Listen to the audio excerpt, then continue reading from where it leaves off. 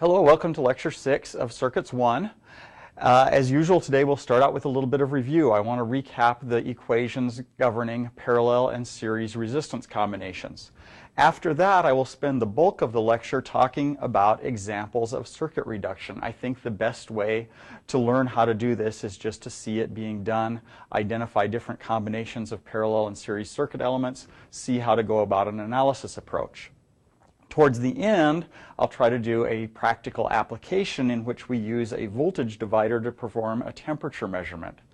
Related educational material, circuit reduction stuff, is in section 1.5, and lab assignment number 2 will have more details about this temperature measurement application. Quick review of series resistor combinations and voltage division.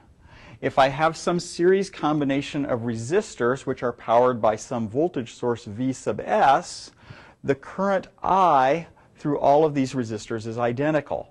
They are in series. If I do KCL between any two resistors, I will find out that the current through resistor R1 is the same as the current through resistor R2, which is the same as all the other currents up to R sub n.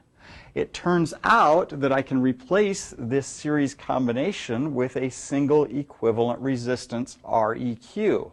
If I choose this Req correctly, the voltage source will not be able to tell the difference between this single equivalent resistance and this series combination of resistances. It will deliver the same current. Its power delivery will be identical. The equivalent resistance that we use here is simply the sum of the individual resistances in this series combination. Just add them up.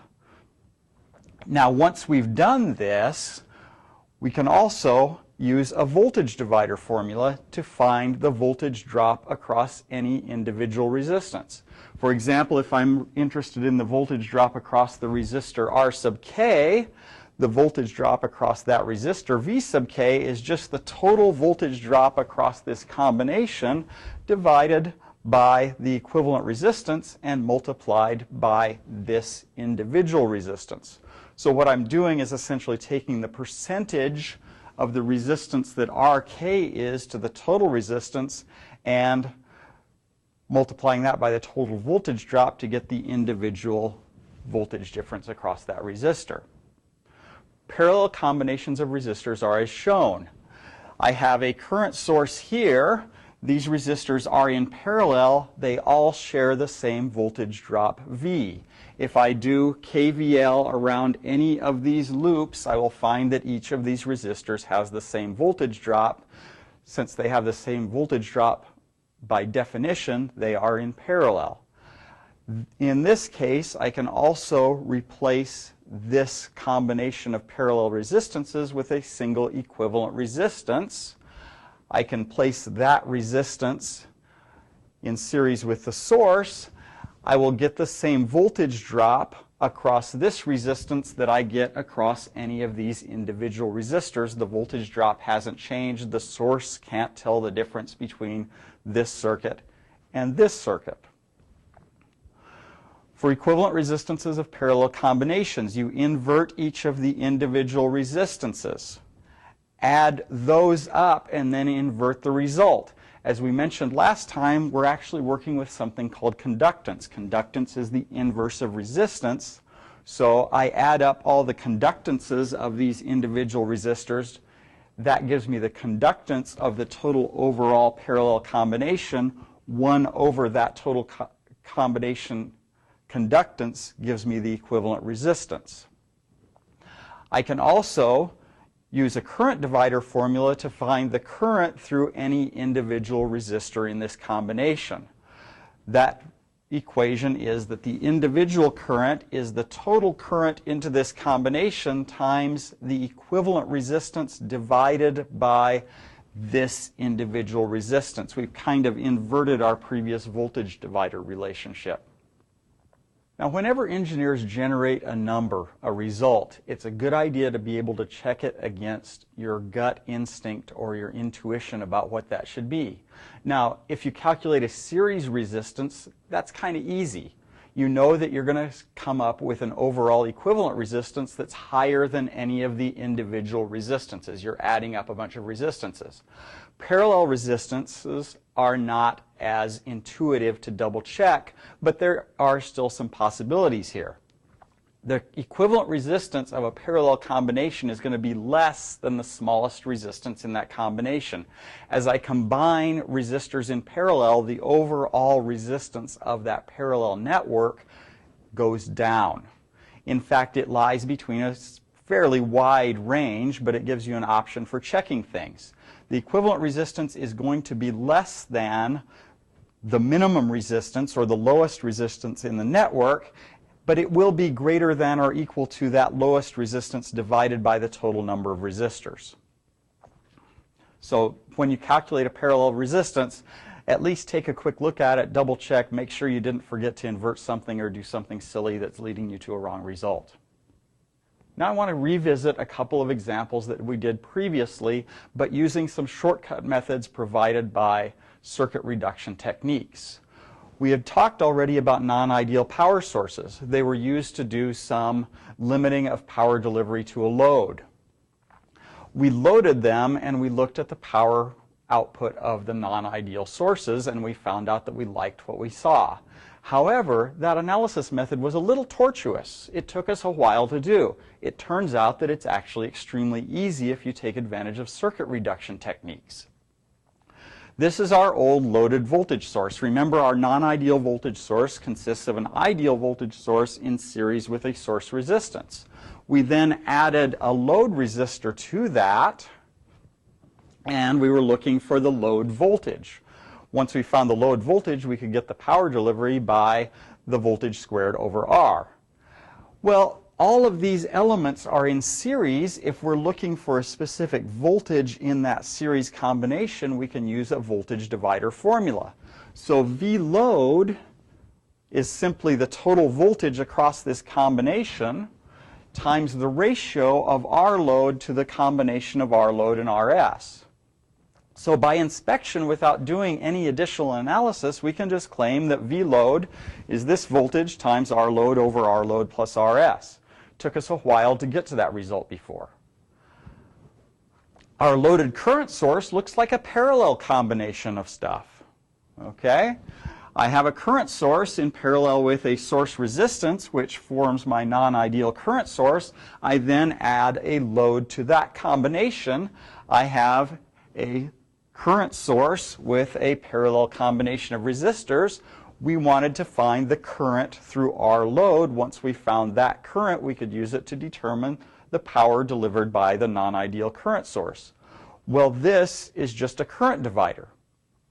A current divider, if I want I load is the total current into the parallel combination times the other resistance in the parallel combination, so it's going to be IS times R sub S over the sum of these two resistances. So I load is the total current times this resistance over the sum of this resistance plus this resistance. We can write that by inspection of this circuit rather than by writing KVL, KCL, Ohm's law, etc., etc.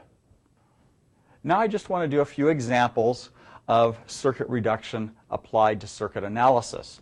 What I'm going to do is take a fairly general circuit, take series and parallel combinations of circuit elements within those circuits, combine those, and convert the circuit into a simpler equivalent circuit. The simplified circuit, quite often, I can analyze more easily than the original circuit and still find out what I need to know. This is not always possible, but when it works, it's great. Our first example is this circuit network. I'd like you to take a couple of minutes, pause the video, see if you can identify parallel and series elements, see if you can reduce the circuit, then come back and you can watch me do it. What I want is to take this network and determine simply an equivalent resistance as seen by anything that I hook up to these terminals.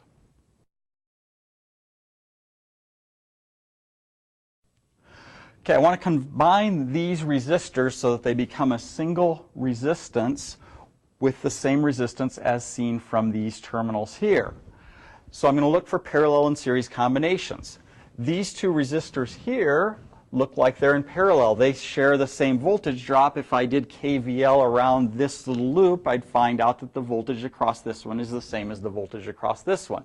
Nothing else about this circuit leaps out at me as being in series or parallel, so I'll go ahead and combine these two.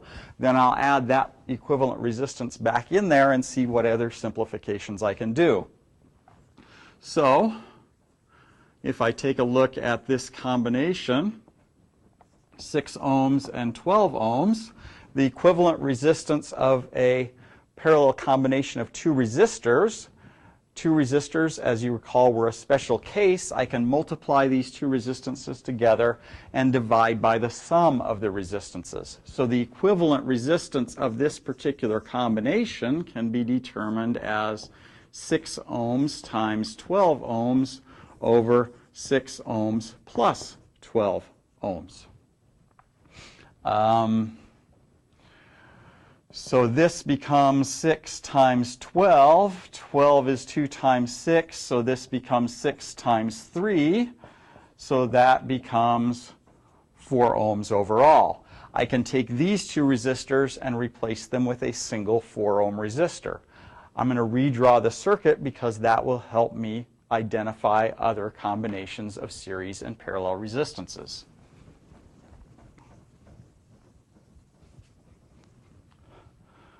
So now this circuit becomes a 6 ohm resistor.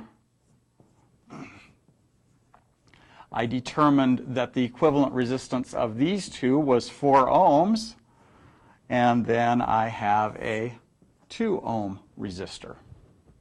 Now I can identify that this 4 ohm resistance is in series with this 2 ohm resistance.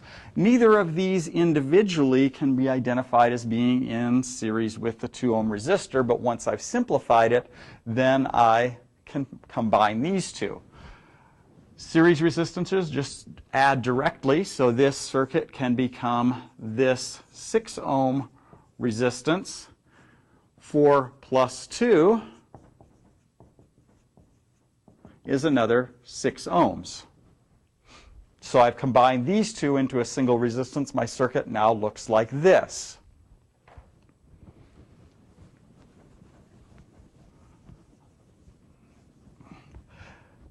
Now this becomes a parallel combination of resistors, both of which are 6 ohms. Just redrawing the circuit from here up to here. Now we're finally down to determining our overall equivalent resistance. So Req, again, parallel combinations of two resistances. I can multiply these together and divide by the sum. I get 6 ohms times 6 ohms over 6 ohms plus 6 ohms, which is 36 over 12, or 3 ohms. So this equivalent resistance is 3 ohms. Okay, example 2. I want to find V out, the voltage, across this parallel combination of two current sources and two resistors. What I'm going to do is combine these two current sources into a single current source, then determine the equivalent resistance of these two resistors. From that, I can determine the voltage across this. I suggest that you pause the video, try that for yourself, see how the process works. Then when you come back, I'll do it for you.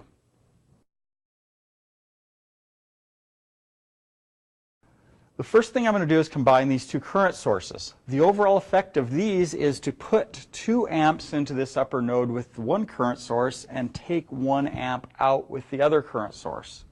So those two combine into a single current source which puts 1 amp into the upper node. That can then be placed into a parallel combination of the 9 ohm resistor and the 6 ohm resistor. For the special case of two parallel resistances, I can determine the equivalent resistance by multiplying the resistances together and dividing by the sum of the resistances. So Req is 9 ohms times 6 ohms over 9 ohms plus 6 ohms. So this is 9 times 6 over 9 plus 6 is 15, which can be factored into 3 times 5. I can cancel that with that, and I get an equivalent resistance of 18/5 of an ohm. So now this circuit can be rewritten as a 1 amp source going into a resistance which is 18/5 ohms. And I can now determine the voltage drop across this equivalent resistance using Ohm's law. This is still V out. Okay, since they're all in parallel, my V out is still the voltage across any one of these elements, or equivalently, the voltage across the parallel combination of them. So V out by Ohm's law is just 1 amp times 18/5 ohms, which is 18/5 volts. And that's 3.6 volts. Let's try a slightly more complicated example now. In this circuit, I want to find I1, which is the current through the 9 ohm resistor, V sub S, the voltage across the 6 amp source, and VO, which is the voltage across the 2 ohm resistor. Now my general solution strategy that I'm going to suggest for this one is that if I can find V sub S, I found one of the main things that I'm looking for, first of all. Secondly, V sub S gives me I1 almost directly. I will now know the voltage drop across this 9 ohm resistor. Ohm's law will directly tell me the current through that resistor. After I've got that, I can worry about V sub O a little bit later. Give this example problem a try. Come back and watch me do it.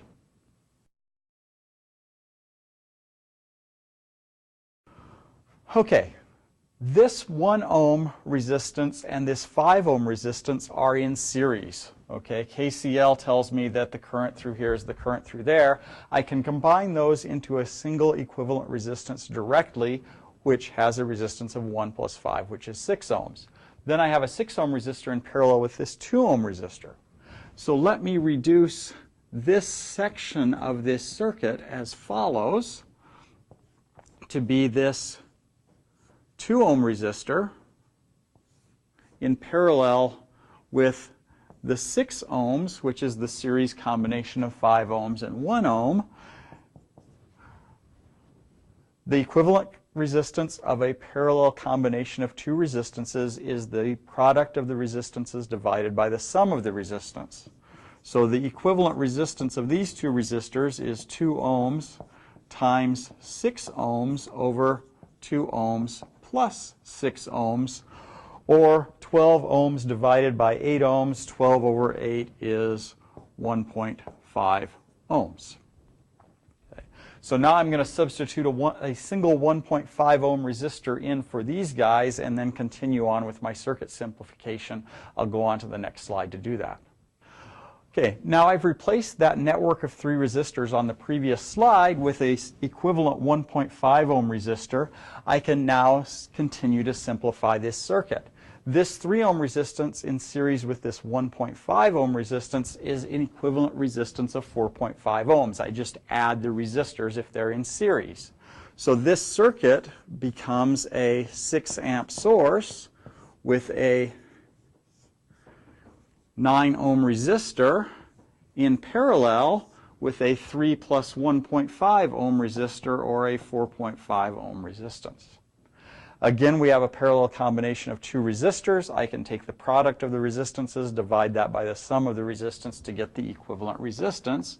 So Req is 9 ohms times 4.5 ohms over 9 ohms plus 4.5 ohms, which becomes 9 times 4.5 over 3 times 4.5, or 3 ohms. Now I can rewrite this circuit as a 6 amp source going into a single equivalent 3 ohm resistor. I can determine V sub S directly from Ohm's law by multiplying the resistance times the current. So V sub S is 3 times 6, which is 18 volts. Now that we know that V sub S is 18 volts, I'll go to the next slide. We'll continue to find the rest of the things that we need to know about this problem. Okay, now this is now equivalent to our previous circuit. My voltage across my source is 18 volts. As far as the rest of this network knows, I just have 18 volts across these two terminals. I need to determine now I1 and V0. I know the voltage difference across this 9 ohm resistor, so I1 is directly determined by Ohm's law to be 18 volts over 9 ohms, which is 2 amps. Now I can determine VO from my previous circuit. If you recall, I simplified this entire network down to a 1.5 ohm resistor. Okay. I have an 18 volt difference between here and here. This 3 ohm resistor and this equivalent 1.5 ohm resistor will now form a voltage divider. Let me redraw the circuit to illustrate what I'm saying.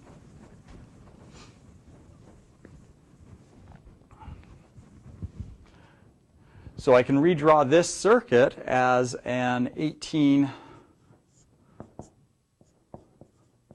volt source with a 3 ohm resistor and an equivalent 1.5 ohm resistor. I'm applying an 18 volt difference across here. This resistor doesn't really matter. This can become a voltage divider. VO here is the total voltage, 18 volts, times this resistance divided by the sum of these resistances. So VO is 18 volts times 1.5 ohms over 3 ohms plus 1.5 ohms. So this is 18 over 3, which is 6 volts. And one last example. For this circuit, I want to first determine the equivalent resistance seen by the source. So I'm going to take these terminals here, look into those, and simplify this network to determine an equivalent resistance. After I do that, I want to find currents I1 and I2, where I1 is defined as the current out of the 6 volt source, I2 is the current through the 3 ohm resistor. Take a shot at doing that, come back and watch me doing it.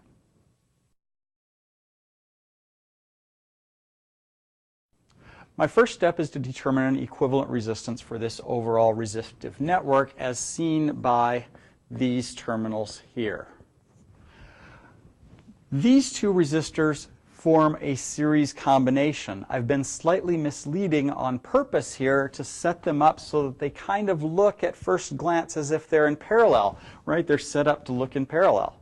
However, if you take KCL here, you'll see that whatever current is going through this resistor is also going through that resistor. On the other hand, if you do KVL around this loop, the voltage difference between here and here says that the voltage across this resistor is not the same as the voltage across this resistor. These resistors are in series, not in parallel. After having identified those as being in series, I can combine those into a single 6 ohm resistor.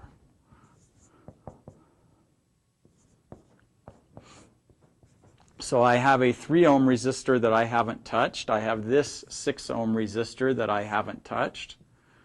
And I have this equivalent 6 ohm resistance. Now I can determine the equivalent resistance here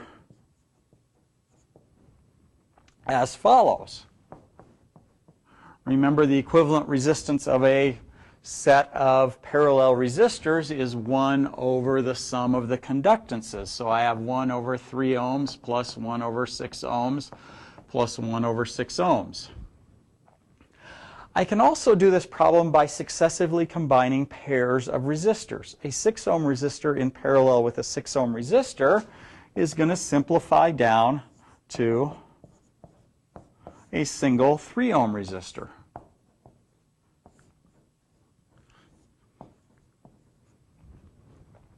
A 3 ohm resistor in parallel with a 3 ohm resistor will simplify down to a single 1.5 ohm resistor.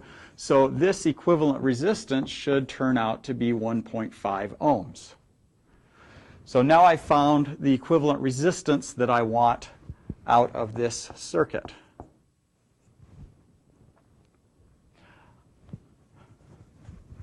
I next need to determine the current out of the source. I'm going to leave this little section here because I'll want it later. The current out of the source, I1, and the current through this 3 ohm resistor, I2. I1 is simple. I can take this circuit, plus minus 6 volts, combining these two. I already said my equivalent resistance was 1.5 ohms, so I1 is simply by Ohm's law 6 volts over 1.5 ohms, or I1 is equal to 4 amps.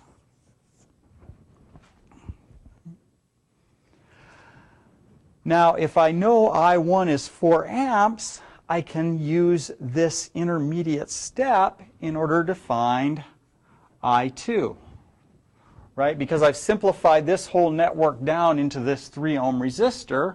I have I1 going in here. I no longer care what kind of source this is. This now looks like a current divider. So I2 is equal to I1 times the other resistance, 3 ohms, over the sum of the two resistances that are in parallel. So this becomes 1/2 I1, which is 1/2 of 4 amps, which is just 2 amps.